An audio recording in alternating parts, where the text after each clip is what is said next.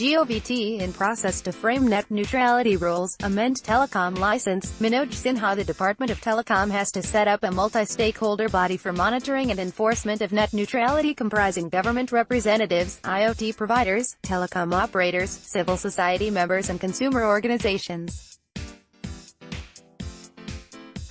New Delhi, government is in the process of framing rules to implement net neutrality in the country, which bars service providers from discriminating against internet content and services by blocking, throttling or granting them higher speed access.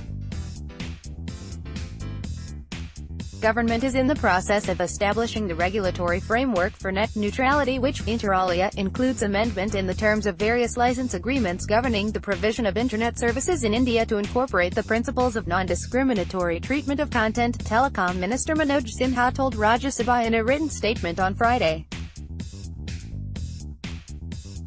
The apex decision-making body at the Department of Telecom, the Telecom Commission, had approved implementation of net neutrality as suggested by the sector regulator TRAI with slight modification on July 11. Some mission-critical applications or services like remote surgery and autonomous cars will, however, be kept out of the purview of net neutrality framework. The Telecom Regulatory Authority of India, TRAI, had recommended restrictions on service providers from entering into agreements which lead to discriminatory treatment of content on the Internet.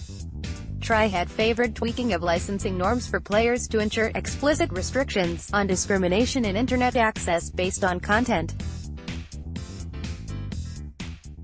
Department of Telecom has to set up a multi-stakeholder body for monitoring and enforcement of net neutrality comprising government representatives, IoT providers, telecom operators, civil society members and consumer organizations.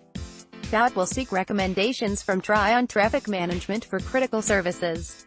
Government is committed to the fundamental principles and concept of net neutrality and strives for non-discriminatory access to Internet for all citizens of the country, Sinha said.